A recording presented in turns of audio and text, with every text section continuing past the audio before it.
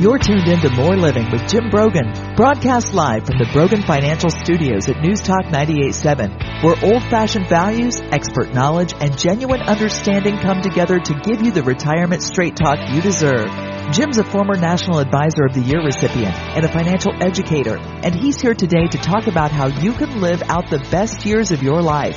Jim and the Brogan Financial team have been helping retirees and pre-retirees across the Southeast for over 20 years in their pursuit of financial independence. You can reach them during the week at 865-862-6800. So sit back, relax, and get ready to learn, because More Living with Jim Brogan starts now. Hello, East Tennessee. Welcome to More Living with Jim Brogan, where it's all about living the best years of your life your way. This is News Talk 98.7 WOKI. What an eventful week. As we had the election Tuesday night, certainly a more decisive victory on the Republican side than was expected. We've seen a tremendous week of returns in the stock market. Once the full election dust settles, it's mainly settled, but still yet to be determined on the House of Representatives. But once it's settled, how is Washington going to look moving forward? What policy changes may take place over the next 2 to 4 years? After another volatile and polarizing political season, what is likely to take place in our nation's capital, and how are we all going to be affected? Today, our guest is Ken Kies. Ken is Managing Director of the Federal Policy Group. He works with works with Congress, the U.S. Treasury Group, and the IRS to provide sophisticated strategic and technical tax advice on tax policy matters. Before Mr. Kies got involved in the Federal Policy Group, he was co-managing partner of the Washington National Tax Services Office of PricewaterhouseCoopers. Even before his career at Washington National Tax Service, he served as Chief of Staff of the Congressional Joint Committee on Taxation from January of 1995 until January of 1998. It's great to have you back on the show, Ken. Welcome back. Oh, thanks, Jim. Great to be back. Absolutely. Now, Ken, before we dive into this past week and what this means moving forward, and we're going to get into all kinds of policy questions. We're going to talk tax policy. We're going to talk about the debt. We're going to talk about the Federal Reserve, and ultimately how this may affect you and me and other people in East Tennessee. But you've been in Washington for decades. Talk a little bit. How has it changed since the 1990s?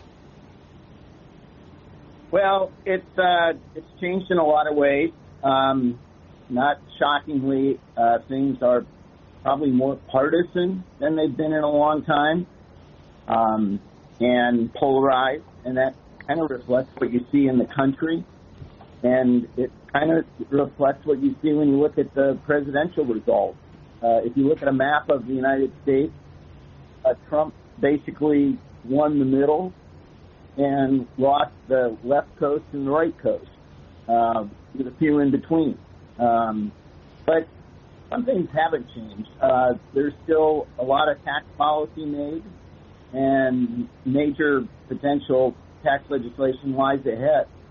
So it's going to be very active come next year.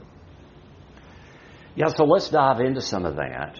Before we get, let's talk about this past week first. You know, certainly in the last 8, 12, really even going back to the year 2000, elections have been often contentious. They've been polarizing, to say the least. We're accustomed, especially with the presidential election, it being so close that we have to wait maybe until the next morning or even days for results.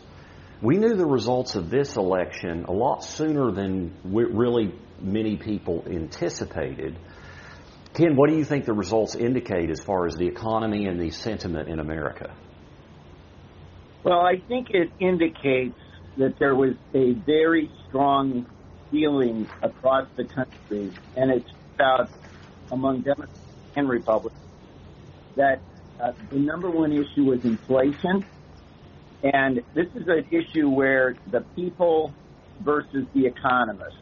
The economists kept saying inflation's been fixed because it's down to 2%.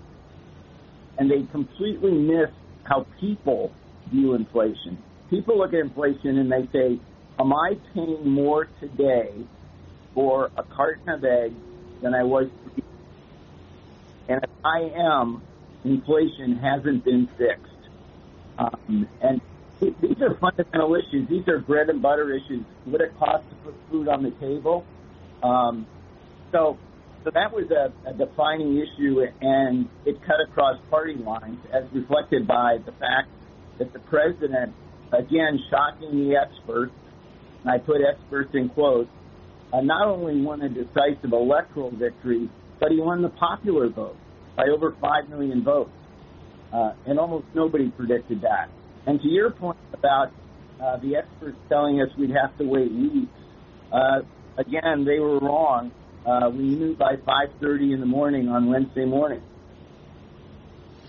Yeah, and you know, your comment on inflation is absolutely spot on. I've been talking about that for several months, or even longer than that, yeah, inflation's come down in terms of year over year, but you know, that 2.4% inflation rate over the last 12 months, that's on top of the inflation rate from the prior 2 years. So it's, you know, prices haven't been coming down. They're just going up less fast.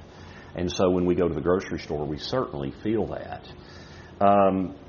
Were there any where do you see things going? The Republicans have taken the Senate as well. It's looking more and more like they're probably going to keep the House. What is your viewpoint on the Republicans keeping the House of Representatives? At this point, Tim, it's an almost certainty. As of this morning, I checked again this morning, Republicans safely have 216 seats. They need 218 to control, and Democrats are sitting at 204. And with the way in which the undecideds are leaning, it looks like Republicans will come in at around 222 or 223. So that means that come the next Congress, Republicans will have the White House, the Senate, by a pretty good margin, relatively speaking, 53-47, and control the House of Representatives. And that alone in and of itself, I mean, I thought, Ken, that the chances of one party sweeping was very slim. Did you feel like that was a slim possibility? Well, I've been predicting to my clients for the last month that I thought Trump was going to win, and I thought Republicans were going to take the Senate, but that the House was a toss-up.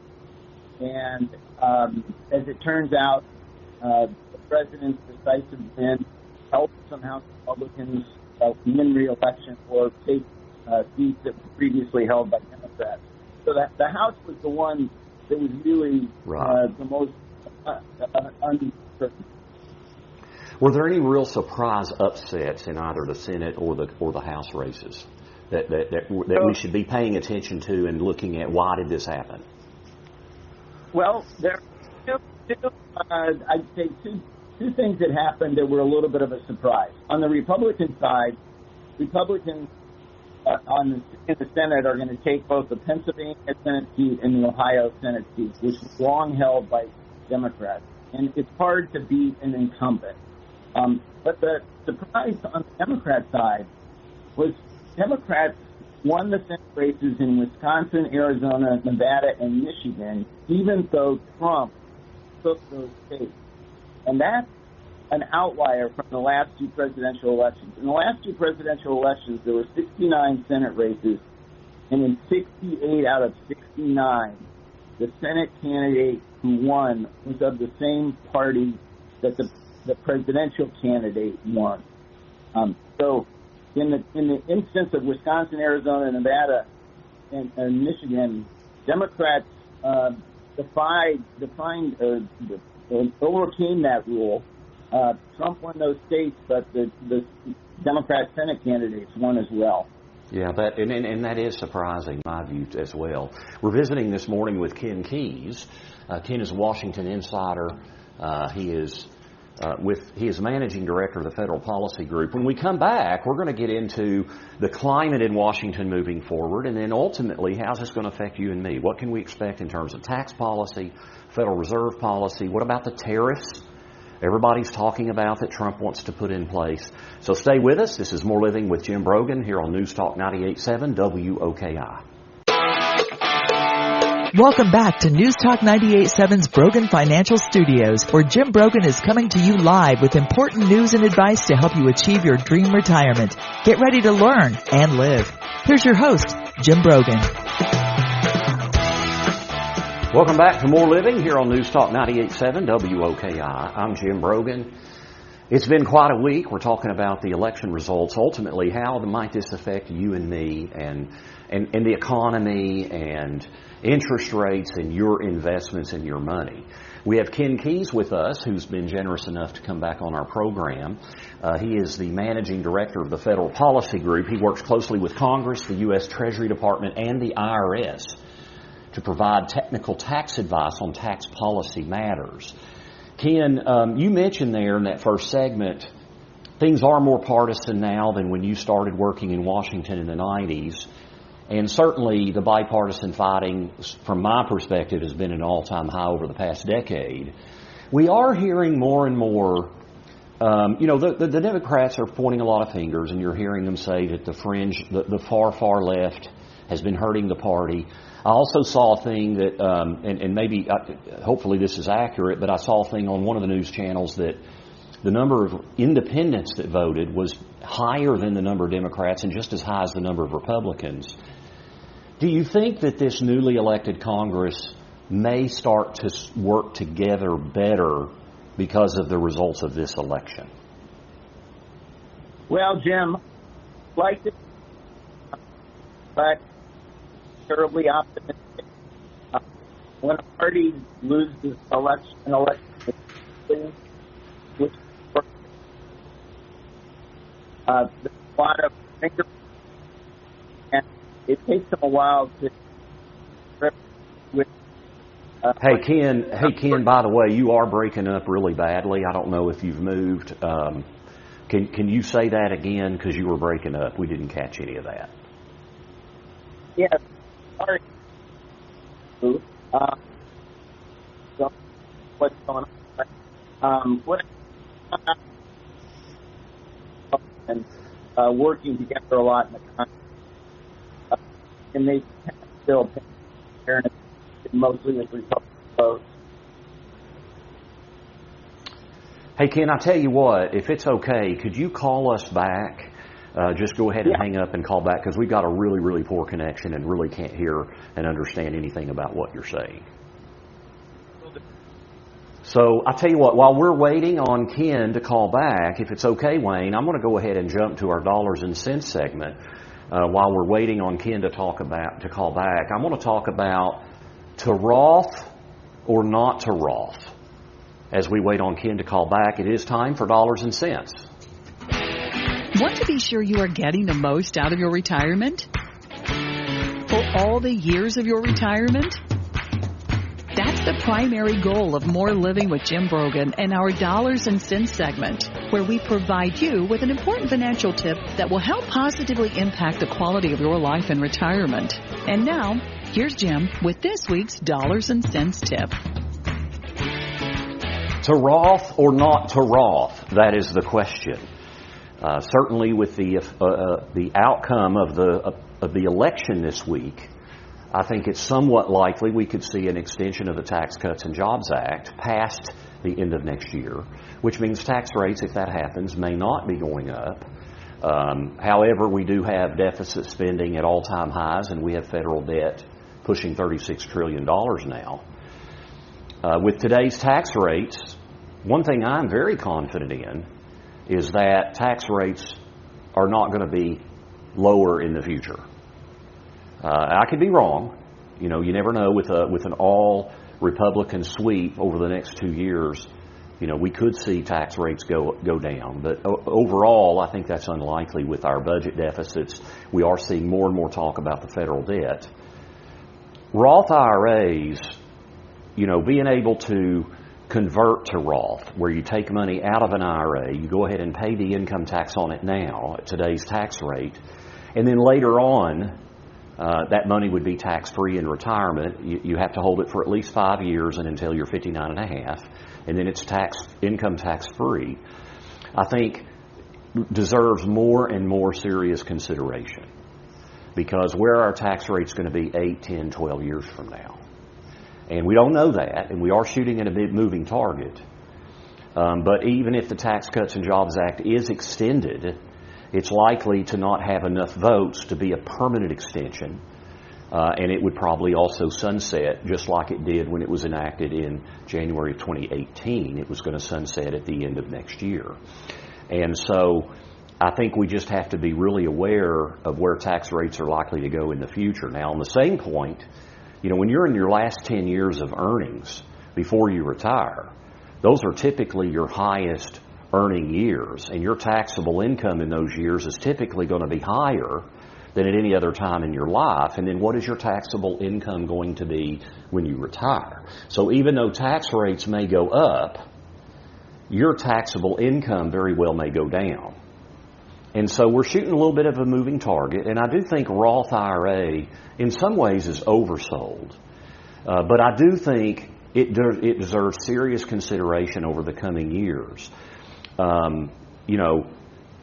Where a Roth IRA makes sense is if you could convert to a Roth now at a 22 or a 24% tax bracket, and the tax bracket 10 years from now is 28 or 33%, you're buying the taxes, it's almost like they're on sale.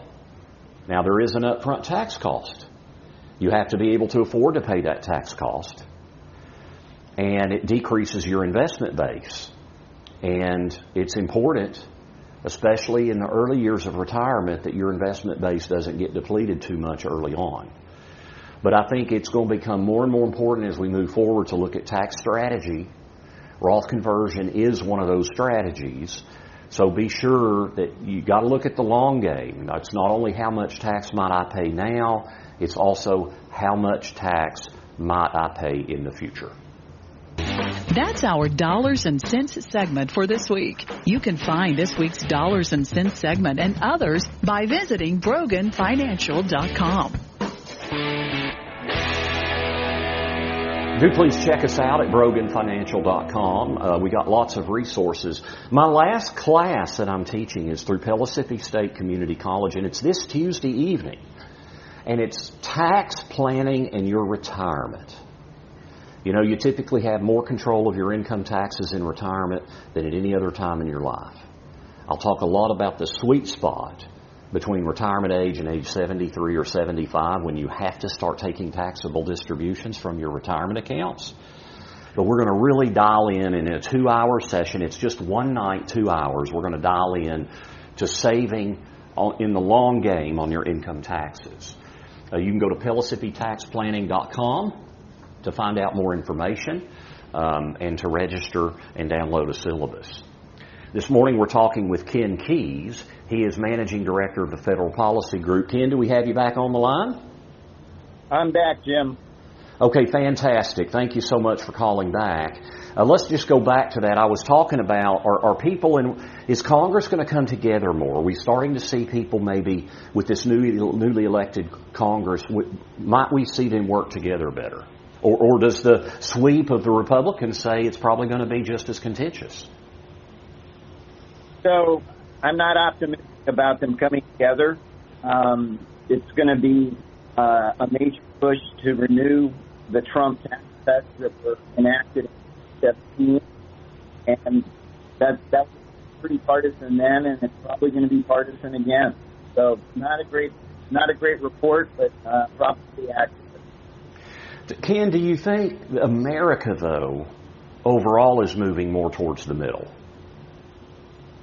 Well, there's a debate about this. I mean, we had a real Republican victory, so you would argue that the country was kind of moving in the direction of the Republicans. But in the aftermath, the early picture pointing, I think the Democrats are coming to grips with that well. And just to be fair, whenever a party loses an election, they're not in a very good mood. No. It's not unique to the Democrats.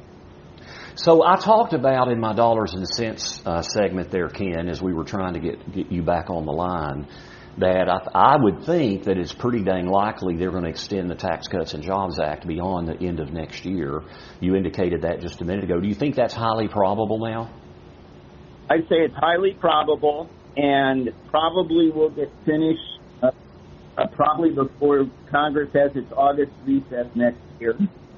And most likely the tax cuts will be extended period, meaning it would go out, to 2034 or whatever. So that's the most likely outcome. Okay, and I just talked about that because, but it will also, it is unlikely that it would be a permanent change. Probably not enough votes in the Senate where they can pass it, but it would probably be for a limited period of time again, correct? Or it would end up sunsetting in the future. It almost certainly would be for a period, but not for. Yeah, I think what we heard there is it would certainly be for a period of time. Let's talk about, with the projected extension of the Tax Cuts and Jobs Act, let's talk about the federal debt. The federal government spent $1.8 trillion more than it collected in tax revenue in the last fiscal year, according to figures released a few weeks ago by the U.S. Treasury, and the federal debt is approaching $36 trillion. Are we just going to keep adding to the debt? It seems like there is more talk out of both parties that we've got to start getting our arms around this problem. What do you see, Ken? So, your assessment that we have a debt problem is dead on. Our debt as a percent of our gross domestic product is at the highest in the history of the country, other than during World War II, from 1940 to 45. But that was a different situation, because as soon as the war was over, we ran the largest surpluses at the percent of GDP in 46 and 47, paid down our debt. The current debt is a function of entitlement programs, Medicare, Social Security, and Medicaid, baked into law. And so we have the most serious debt problem we've ever faced. I unfortunately have to tell you, even though people are talking about it some, seeing a lot of action. So this is a scary situation. It's definitely worry everybody. Now, talk about the impact, though, of interest rates and inflation on the debt, because after World War II, if you go back and look through the 50s and 60s and then certainly into the 70s, if we look at debt to GDP, which you mentioned, which is the best way to measure the size of our debt comparatively, we kind of, in many ways, in a 20-year period, we inflated the debt away. And interest rates were kept a little bit lower than the inflation rate. Do you think history may start repeating itself? I mean, with maybe inflating the debt away? Well,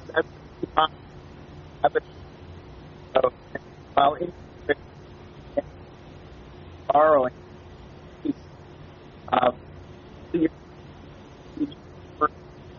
our total and larger than our expense. So the amount we're... Yeah.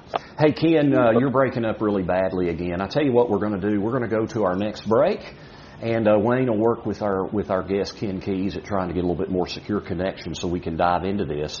We're talking about tax policy moving forward. We're talking about the political environment. How might this affect the economy? We're talking about federal debt. What about Federal Reserve policy? So stay with us. You're listening to More Living with Jim Brogan here on News Talk 98.7 WOKI. Welcome back to News Talk 98.7's Brogan Financial Studios, where Jim Brogan is coming to you live with important news and advice to help you achieve your dream retirement. Get ready to learn and live. Here's your host, Jim Brogan. This is More Living with Jim Brogan, where it's all about living the best years of your life your way. This is News Talk 98.7 WOKI. We're visiting with Ken Kies. He's a Washington insider, managing director of the Federal Policy Group, works closely with Congress, the U.S. Treasury Department, and the IRS. And we're diving into the impact moving forward. Ken, we were just talking about, and I think we got a more secure connection now, folks, so thank you for staying with us.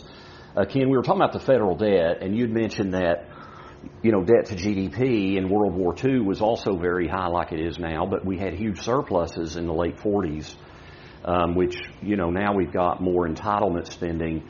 And I'd mentioned that this idea of inflating the debt problem away, which happened largely over a 20-year period through the 50s, 60s, and into the 70s. And I am hearing more about that with it lowering interest rates, and then the interest on the debt goes down. How much may we see history repeat itself with that? Well, certainly that did happen, but unfortunately our debt is so high that even with lower borrowing costs for the Treasury Department, we're still paying an enormous amount of money in interest expense. And as I think I said on our last segment, for the fiscal year that ended September 30 of this year, for the first time we paid over $1 trillion in interest. So I'm not sure just inflating our way out of this is going to solve the problem. At some point, Congress and the President, the executive branch, are going to have to figure out how do we get control of this. Now, the President-elect has talked about bringing Elon Musk on to try and reduce government spending. And I've been around long enough to hear about a lot of government spending, commissions and so on, but I have to say Elon Musk is in a class by himself. So who knows? Maybe this time we're going to find an efficient way to deal with our spending problem. Yeah, that'll be a very, very interesting thing to watch evolve. Obviously, the extension of the Tax Cuts and Jobs Act, if that happens, would be forecast by the Congressional Budget Office more than likely to be negative to the revenue, right?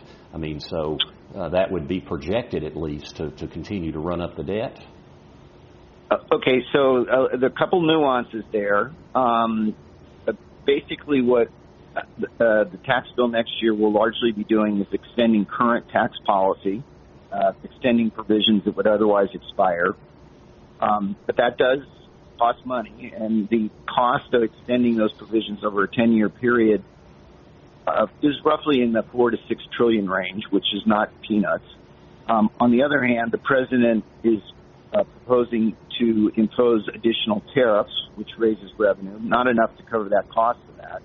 But he's also proposing to repeal parts of the 2022 IRA tax bill that had a bunch of green energy incentives, which could raise in the neighborhood of $300 to $500 billion.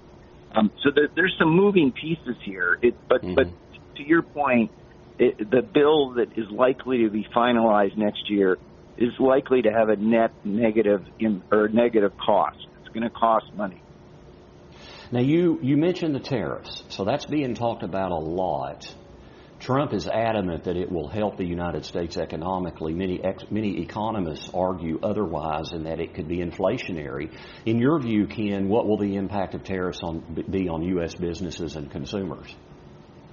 Well, of course, it depends on the level of the tariffs. And just to be clear, there are currently tariffs in place on China that the Biden administration kept in place, which Trump originally put in place. So it depends on the magnitude of them. He's talking about a 10 to 20% tariff on countries other than China. So there is most economists believe that could be inflationary. Trump's betting that it would actually increase the attractiveness of U.S. manufacturing. Wow. So there's an economic experiment that we may be about to engage in here. Yes, very much so. We're visiting with Ken Kies. He's a Washington insider. And Ken, we got a lot better connection now. Thank you so much for working with us on that. Because there are arguments about tax policy and how it affects revenue and budgets. And, we have the renowned Art Laffer is living in Nashville, Tennessee, was an economic advisor under President Reagan. And, of course, he talked about the Laffer curve. Just because you decrease income taxes doesn't necessarily mean you're going to decrease revenue, right? Can you talk a little bit about that balance of that debate of where is the ideal area for tax rates to also generate great economic growth and therefore revenue for the government? Well, so, Yes, there's a great debate among economists about this. Laffer was sort of the leading proponent of it, and what helped advise Reagan on the 81 Act. I actually was on the Ways and Means staff when the 81 Act passed. I'm not sure anybody knows the magic sweet spot, but clearly some tax policy changes do contribute to economic growth. For example, the reduction in the corporate tax rate from 28 to 21% that was in the 2017 bill, which, by the way, is permanent law. Most economists believe that had a positive effect on economic growth. There are a number of business provisions that are expiring at the end of 2025, accelerated depreciation, favorable treatment of R&D expenses, the treatment of deductibility of business interest. Most economists believe those provisions will contribute to economic growth. I think most economists, though, would not assert that there is tax policy that you can cut taxes and produce more revenue. It depends on the kind of tax changes, but we have to be serious about at least taking into account how the Joint Committee on Taxation and the Congressional Budget Office score these changes. There's an ongoing debate among in the economic community about these issues. I'm not sure anybody has the exact right answer. Yeah, I don't know that we'll ever really fully know the answer. But it's interesting, the corporate tax rate, you mentioned going from 28 to 21 is permanent, and that's because it was projected to be at worst revenue neutral, correct? Well, it was partly because of that, but it was also because there were other business changes in the 2017 Act that were also permanent that raised revenue. I don't want to get into the arcane budget reconciliation rules, but the simple rule is a tax cut can be permanent if it is accompanied by other changes that raise enough revenue to offset the costs of that tax cut. And that was the case with respect to the reduction in the corporate rate from 28 to 21. Ken, I do want to ask you about a couple of the things that Trump has campaigned on. One is no tax on tips. Of course, we've heard that out of both candidates. What can we expect there, do you think, in tax on tips and the potential changes there? Well, so it's an interesting proposal, and some people mistakenly think it was an off-the-cuff suggestion. President Trump doesn't make off-the-cuff suggestions. It's really not the way he operates. One of the interesting things about taxing tips is back in the 80s, there was 81, 82, 83, 84, there were proposals to improve tip compliance with tip reporting. I can remember there was an active debate among members of Congress at the time as to whether tips should be taxable at all because some people think they're gifts. There's almost no new ideas in Washington. The cost of making tips not taxable is probably in the 100 to 200 billion range over a 10-year period. I think it's probable that the tax bill we see next year will do something that will be favorable with respect to the tax treatment of tips. That's my prediction. Now, another thing he mentioned is no tax on Social Security income, and I gotta be honest with you, Ken. I think that's a pipe dream. I may be wrong. Is there a chance that may change as well? Ken, are you there? Ken, are you there? Okay, we've lost Ken. We'll get him back on the line. We'll go to our last break, and we'll talk about tax on Social Security income. And then I also want to dive into Federal Reserve policy and kind of where we may be headed with interest rates. So stay with us. This is More Living with Jim Brogan here on News Talk 98.7 WOKI. Welcome back to News Talk 98.7's Brogan Financial Studios, where Jim Brogan is coming to you live with important news and advice to help you achieve your dream retirement. Get ready to learn and live.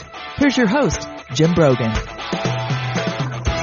Welcome back. This is More Living here on News Talk 98.7 WOKI. I'm your host, Jim Brogan. We've been visiting with Ken Kies, Washington Insider, Managing Director of the Federal Policy Group. We've lost Ken. We're trying to get him back on the line. I know it sounded like he was having an issue with his cell connection. Hopefully we can get him back on the line. In the meantime, I want to give you my thoughts on kind of where we are and where we're headed with a lot of these things. I think I have been optimistic of the stock market and the economy looking out over the next 3, 4, 5 years. Now, this was prior to the election.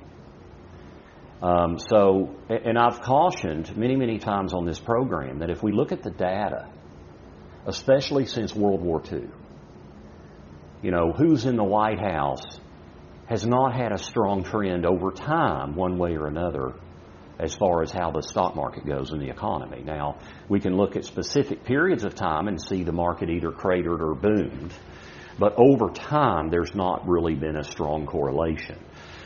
What I have found in really studying the history of presidential terms is that it's the underlying economic realities that drive things more than anything else. Now, that doesn't mean that policy out of Washington is not going to make a difference, because clearly it is. But, it's the underlying economic realities. And we have a reality right now where the stock market is at all-time highs and the Federal Reserve is continuing to lower interest rates. We had a 1/4 point decrease this week, and the market continues to hit new highs. And typically when we start a series, when the Fed starts decreasing interest rates, and they do that in an environment where we are at or near all-time market highs, that's very promising in terms of the history of it, in terms of what the market does over the next 12 months and even the next 5 years. Now, I have to qualify that markets, as we know, are very, very unpredictable, and markets are potentially very volatile. So, number one, in the short term, we never know what we're going to get. And that's where, I'm saying that I'm somewhat optimistic, but I could be dead wrong. And so when we construct a financial plan, we should be looking at, how am I going to secure income in the short term and not be dependent on stock market performance in the short term, because we do know that the stock market in the short term is completely unpredictable. But, it's really important that when we look at economics and we look at tax policy and all these things, that, we all have our own lenses that we look through. And we all have our own political lenses.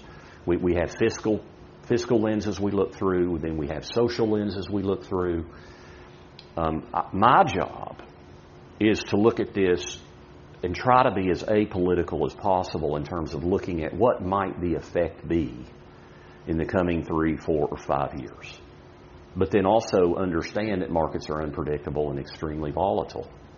So we've got to, create a financial plan built around the fundamental that markets are unpredictable. In the short term, we need security of income in the short term when you're retired. But the markets, especially the stock market, has historically been the best way to beat inflation long term. And with people living longer and longer lives, that becomes more and more critically important. We do have our guest, Ken Kies, back on the line. Ken, thank you for calling back in. I had asked there right before the break, the other thing that Trump had talked about was eliminating tax on Social Security income. And when I hear that seems like a pipe dream to me. What is your viewpoint on that? Is that even a possibility?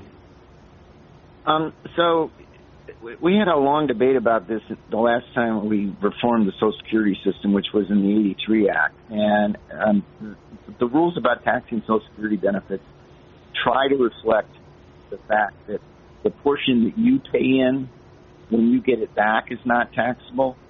It's not perfect. I would be a little surprised if we had a complete exemption of taxing Social Security benefits. But there are some interim steps that could be taken that treat Social Security benefits more favorable. And again, I would caution people when President Trump makes these proposals, he's thought about them. And so it wouldn't shock me that you would see the Ways and Means Committee and the Finance Committee do some legislation that makes more favorable the treatment of Social Security benefits. I can't tell you what it's going to be because those are details that clearly haven't yet been worked out.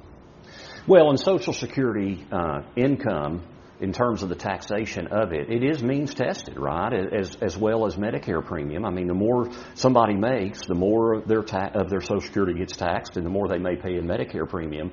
I would think in the long term, Ken, with the budget deficits and with the debt we've discussed earlier, that we may see more means testing with things like that. What do you say? Well, Social Security is also means tested in the way the benefit is calculated. Lower and middle income earners, the benefit they receive is more generous relative to what they pay in than compared to high income earners. So there's multiple ways in which the current system already is means tested, and we could see more of that. But since you've mentioned Social Security, it's an elephant in the room here, because in 2033, the trust fund, such as it is in Social Security, is exhausted.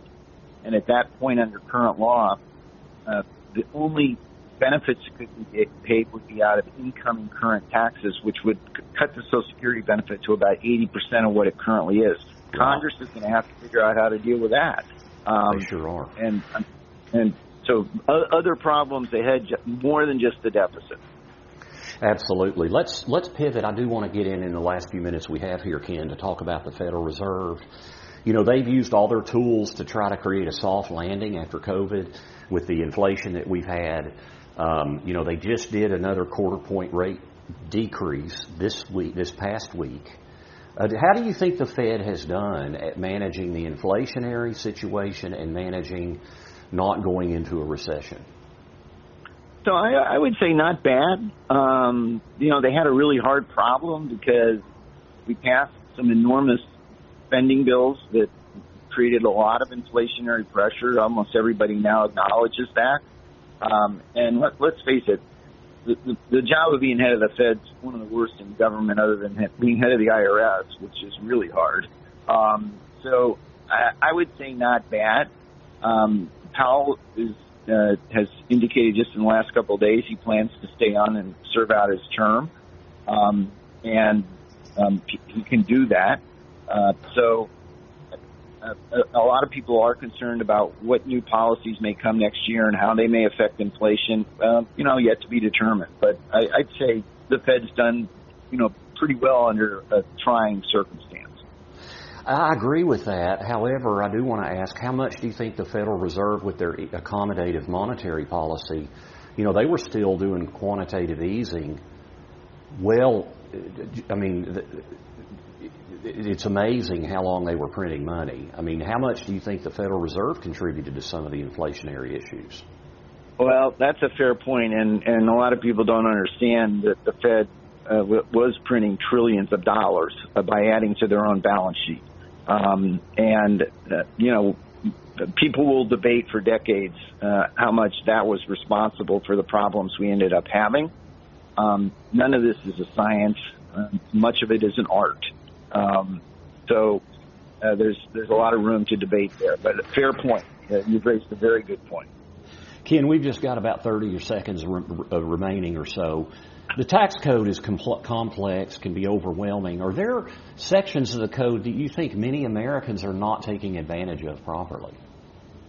So actually, I don't think that, and it's partly because of people like you that are out there giving advice, and good advice. And the sources of information that people now have are dramatically more beneficial than they were 20 or 30 years ago.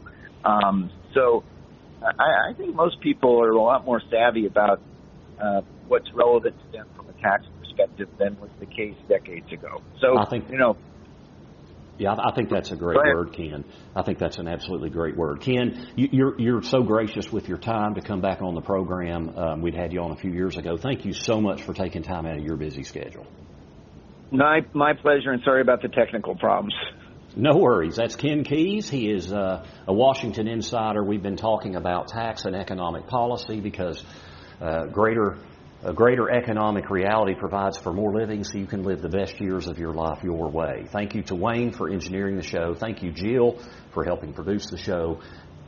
Check us out online, broganfinancial.com. Have a very, very blessed weekend.